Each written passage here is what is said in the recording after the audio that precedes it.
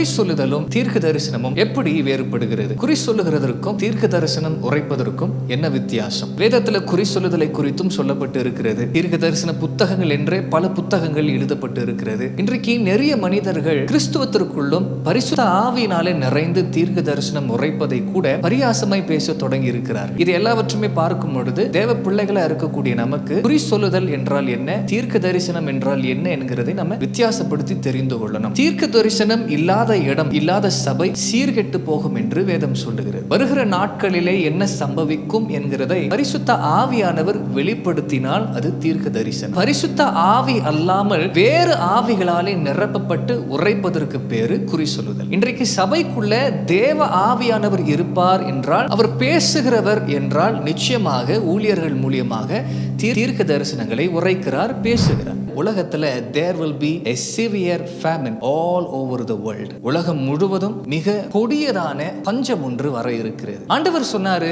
வருகிற வருடங்களிலே குறிப்பிட்டு 25ஆம் வருஷத்துல மாத்திரமே இல்ல, from 2025 இருக்கக்கூடிய உலக பிரகாரமான ஜனங்களுக்கு தேவனுடைய சத்தியத்தை நீங்கள் கொண்டு போய் சொன்னாலுமே கூட அவர்களுடைய செவிகள் அடைக்கப்பட்டு இருக்கும். தேவன் உங்க வாழ்க்கையிலும் உங்க மூலியமாகவோ இல்ல தேவன் தன்னுடைய சபையில செய்யக்கூடிய காரியங்களை கண்டும் இவர்களுடைய பார்வை மறைக்கப்பட்டு இருக்கும். இவர்களால உணர முடியாது, கேட்டாலும் மனம் திரும்ப மாட்டார்கள். இவர்களுக்கு ஒரு போக்கு ஒன்று இருக்கும். உலகம் இவர்களை வரவேற்கும், பாவம் இவர்களை வரவேற்கும். உலக பிரகாரமாக இவர்கள் வாழ தங்களை ஒப்பு கொடுத்திருக்கிறபடினாலே ஆத்மாவை இழந்தவர்களாக உலகத்தில் இருக்கிற மனிதர்கள் காணப்படுவார். பாவத்திற்கு தங்களை ஒப்பு கொடுத்த பெருங்கூட்டம் உலகத்தில் இருக்கும் அப்படின்னு ஆண்டவர் சொன்னார். 2025ஆம் வருஷம் மிக மோசமான வருஷம். ஆண்டவர் சொன்னாரு, it will be the shortest year. மிக சின்ன வருடமாக இந்த வருஷம் இருக்கும். அதுல நீங்கள் கேள்விப்படாத பல காரியங்களை நீங்க கேட்பீங்க.